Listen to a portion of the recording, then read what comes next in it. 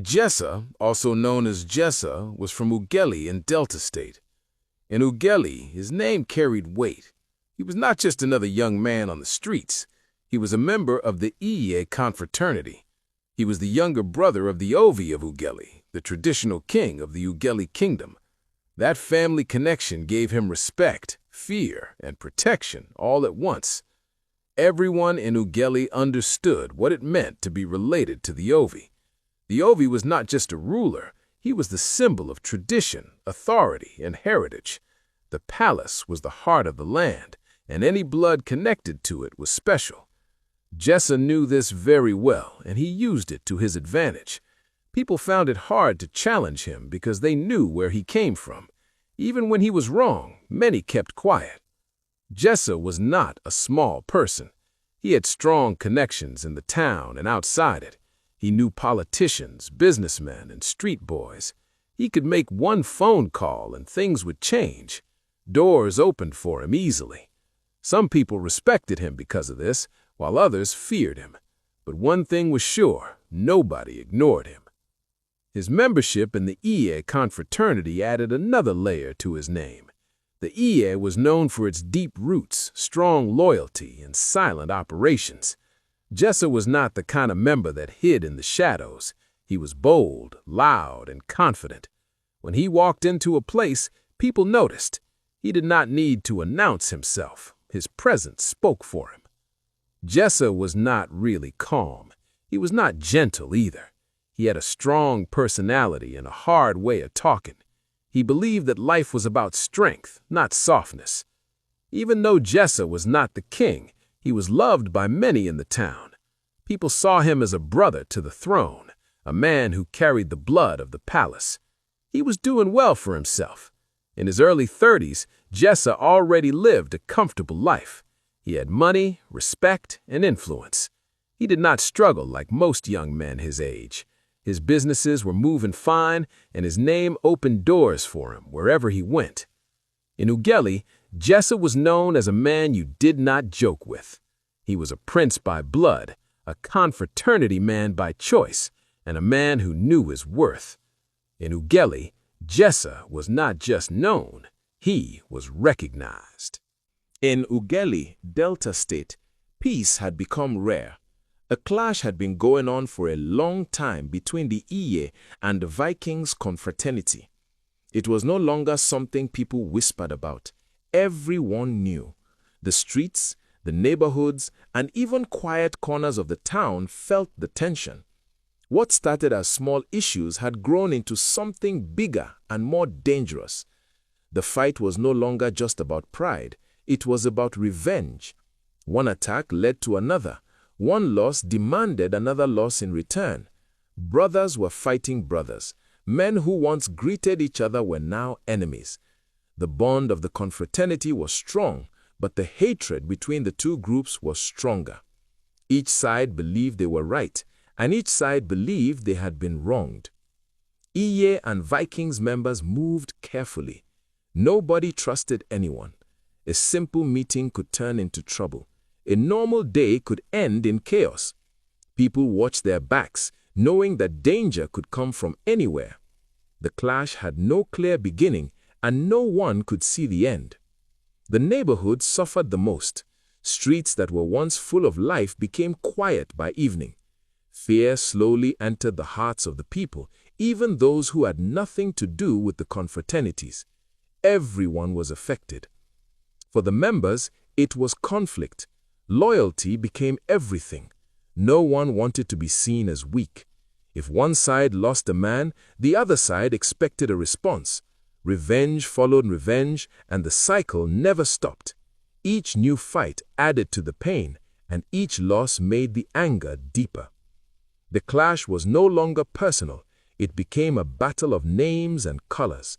It was about which confraternity would stand and which would fall. Many had forgotten the original reason for the fight.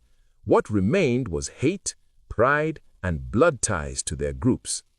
Ughelli was trapped in the middle of this struggle. The town that once knew peace now lived with tension. The clash between Eiye and Vikings had turned neighbors into enemies and brothers into rivals. And as the days passed, it became clear that the storm was far from over. On the 19th of January, 2026, the story of Jessa came to a sudden and painful end. The news spread quickly across Ughelli, leaving many people in shock. Jessa, the younger brother of the Ovi of Ughelli, had been tracked down and executed by members of the Vikings confraternity. His fall was not because of a personal issue, but because of his identity. He was an Eiye man, and a prominent one. Jessa was known in the confraternity as a strong supporter. He came from a rich home and never lacked resources. He gave money, support, and protection to the group whenever it was needed. Because of this, he was seen as an important pillar of Eiye and Ughelli. His position made him a target. In a clash where revenge followed revenge, his name was already marked. The Vikings did not see him as just another member. They saw him as a symbol of Eiye's strength. Taking him down was meant to send a message, and that message was loud. When the news reached the streets, people froze. His fall did not only affect the confraternity, it shook the palace deeply.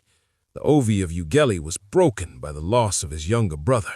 The palace, which was known for its strength and dignity, entered a period of mourning.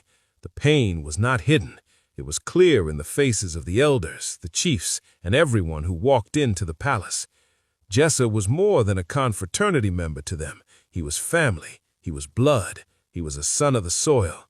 Losing him was not just a personal loss, but a wound to the entire royal house. The community also felt the pain. Many remembered his support, his presence, and his role as a bridge between the palace and the people. Ughelli changed that day. The clash between Eiye and Vikings had crossed the line that could not be undone. Jessa's fall became a turning point. His name was no longer spoken with power, but with sorrow.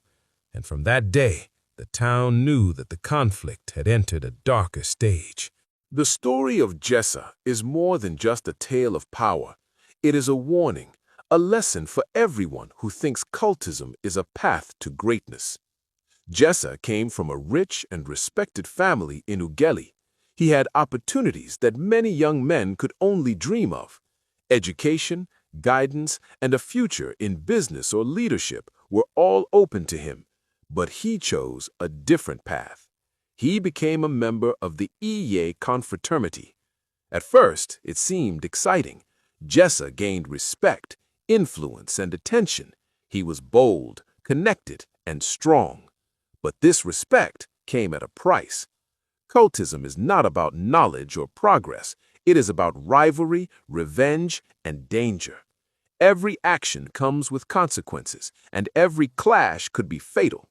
Jessa ignored this truth, believing his connections and wealth would protect him. He was wrong. On the 19th of January 2026, Jessa's life ended violently. The Vikings confraternity tracked him down and took him off.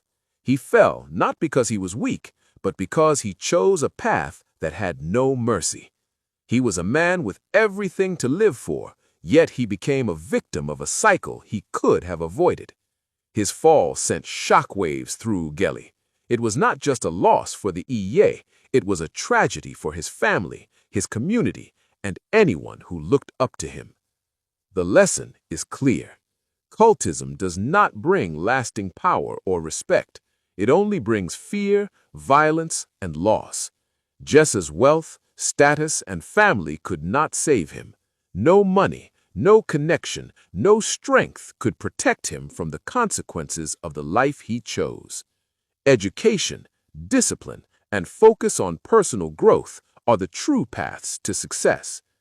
Jessa's fall is a warning for non-cultists. Stay away from cultism. Focus on your studies, build your skills, and use your opportunities wisely. Life is too precious to risk on a path that only leads to pain. Jessa had everything, but he lost it all. Let his story teach us that there is no gain in cultism, only loss. Choose education, choose life.